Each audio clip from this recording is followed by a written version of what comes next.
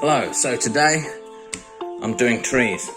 I bought these trees off the internet. I've got some pines here, and I've got some more kind of roundy trees.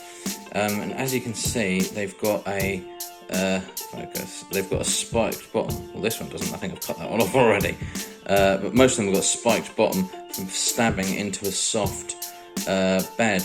Of course, I'm not doing that, so I need to do something which will help them to stand up on my modular train set.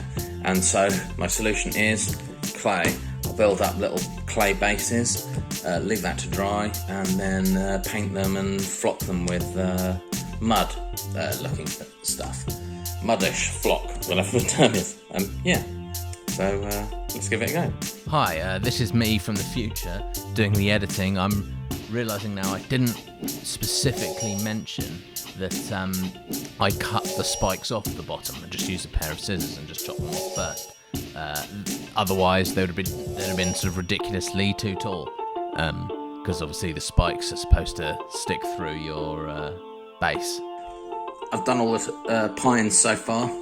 It looks a bit like lumpen and blue tacky, but I'm hoping once that's painted and flocked, it should either blend in or, at least look a bit more natural. Okay, so onto the more bushier, rounder trees next.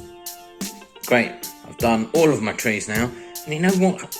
After having got them all out of the bags and stuck them to this sheet upright, I don't know, it doesn't look like I've got enough. I think I'm going to have to get more, because I do want a kind of forested area, especially around my witch's house. But yeah, I'll see how I get on. I'll wait for these to dry. I think it kind of takes surprisingly long. I'm using, obviously, this Das clay, which I've been using for a few things, and I think it does take surprisingly long, maybe like 24 hours or so. So I'll have to come back for it once it's dried, and then paint them and flock them before I put them on my layout. But yeah, I guess we'll see how it looks at that point. So I realised partway through the drying process that the underneaths weren't getting dried, so just before I went to bed, flipped them all on their side so I could get pretty much the entire circumference of the clay exposed to the air, as it is air drying clay, and it does look pretty dry. So now what I've got to do is paint them up. Okay, one thing I was slightly concerned about is that the clays might drop off and I might have to glue them in, but it looks like they're pretty much... Oh, that's a bit wonky. That's very wonky. Oh dear. Okay, that could be another issue I hadn't realised. Yeah, I was just talking about how I was happy that they're stuck on, but a lot of them seem to have dried wonky, I guess, for putting them on their side. No, not too bad. Maybe it's just the odd one that's wonky. Maybe that doesn't matter.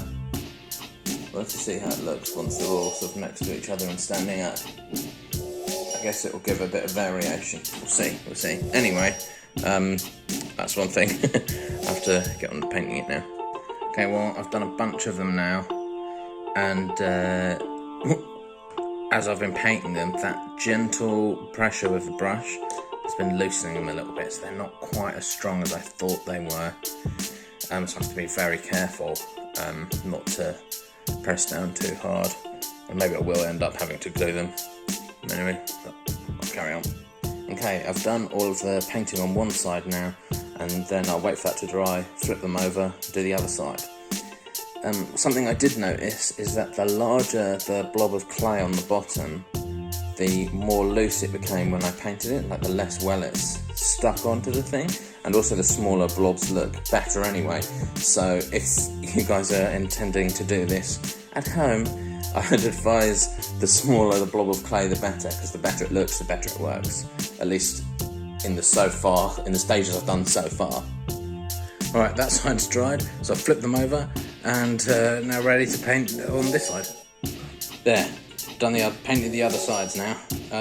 Haven't painted the underneath, because that's when they're standing up, you won't be able to see that anyway. Yeah, so I just need to wait for that to dry again, and then I will get onto the flocking. Right, so I've flocked the bottom with my coffee ground flock. If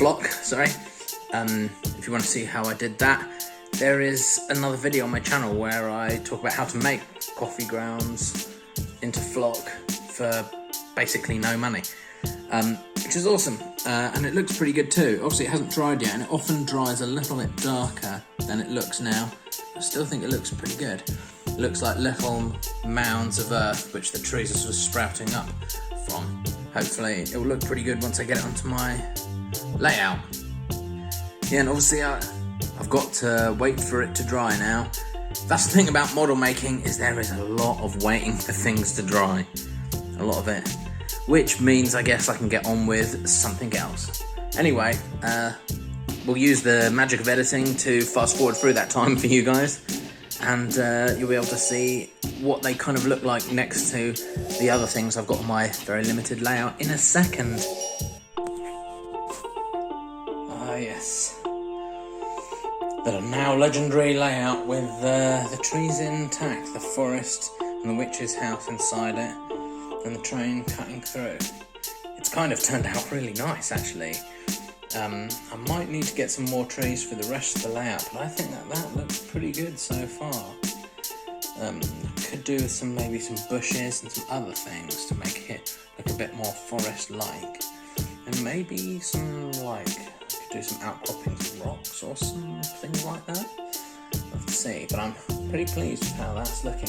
Yeah, very nice. Very nice indeed.